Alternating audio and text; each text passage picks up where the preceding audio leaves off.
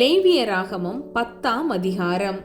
பின்பு ஆரோனின் குமாரராகிய நாதாபும் அபியூவும் தன் தூப கலசத்தை எடுத்து அவைகளில் அக்கினியையும் அதின்மேல் தூப வர்க்கத்தையும் போட்டு கர்த்தர் தங்களுக்கு கட்டளையிடாத அந்நிய அக்கினியை அவருடைய சந்நிதியில் கொண்டு வந்தார்கள்.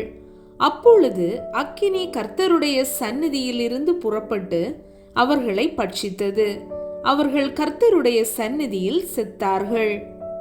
அப்பொழுது மோசே ஆரோனை நோக்கி, என்னிடத்தில் சேருகிறவர்களால் நான் பரிசுத்தம் பண்ணப்பட்டு சகல ஜனங்களுக்கும் முன்பாக நான் மகிமைப்படுவேன் என்று கர்த்தர் சொன்னது இதுதான் என்றான்.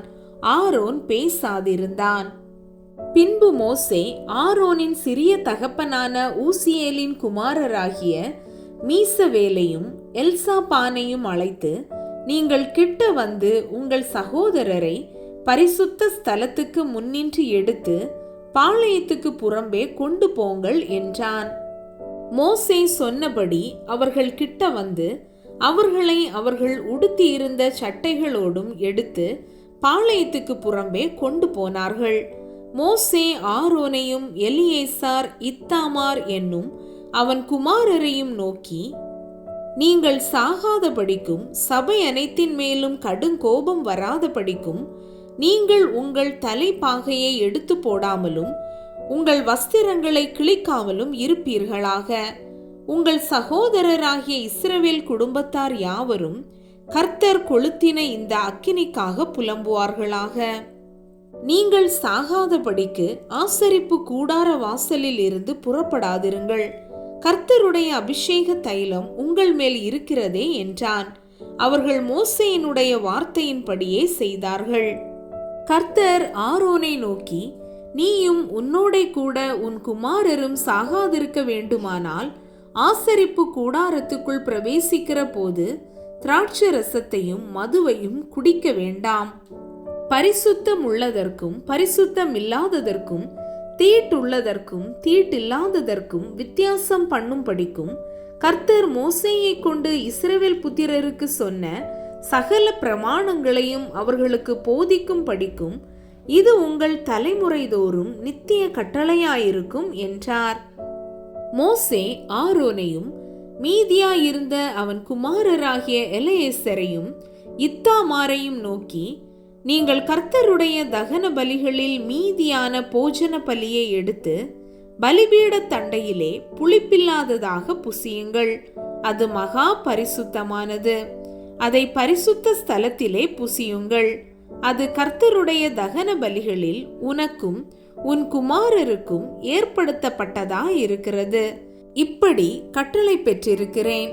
அசைவாட்டும் மார்க்கண்டத்தையும் ஏறெடுத்து படைக்கும் முன்னம் தொடையையும் நீயும் உன்னோட கூட உன் குமாரரும் குமாரத்திகளும் சுத்தமான ஸ்தலத்திலே புசிப்பீர்களாக. இஸ்ரவேல் புத்திரருடைய சமாதான பலிகளில் அவைகள் உனக்கும் உன் பிள்ளைகளுக்கும் கிடைக்கும்படி ஏற்படுத்தப்பட்டிருக்கிறது.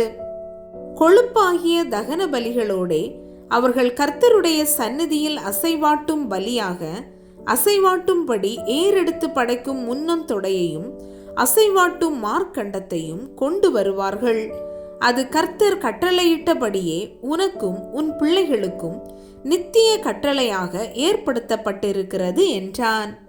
பாவ நிவாரண பலியாக செலுத்தப்பட்ட வெள்ளாட்டுக்கடாவை மோசே தேடி பார்த்தான். அது தகனிக்கப்பட்டிருந்தது. ஆகையால் மீதியாயிருந்த எலியேசார் இத்தாமார் என்னும் ஆரோனின் குமாரர் மேல் அவன் கோபம் கொண்டு, பாவ நிவாரண பலியை நீங்கள் பரிசுத்த ஸ்தலத்தில் புசியாமற் போனதென்ன? அது மகா பரிசுத்தமாயிருக்கிறதே. சபையின் அக்கிரமத்தை சுமந்து தீர்ப்பதற்கு கர்த்தருடைய சந்நிதியில் அவர்களுக்காக பாவ நிவர்த்தி செய்யும் பொருட்டு அதை உங்களுக்கு கொடுத்தாரே. அதன் இரத்தம் பரிசுத்த ஸ்தலத்துக்குள்ளே கொண்டு வரப்படவில்லையே. நான் கட்டளையிட்டபடி நீங்கள் அதை பரிசுத்த ஸ்தலத்தில் புசிக்க வேண்டியதாயிருந்ததே என்றான்.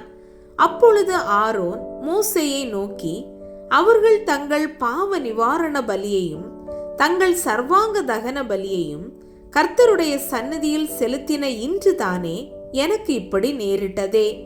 பாவ நிவாரண பலியை இன்று நான் புசித்தேனானால் அது கர்த்தரின் பார்வைக்கு நன்றாயிருக்குமோ என்றான். மோசே அதை கேட்டபோது அமைதலாயிருந்தான்.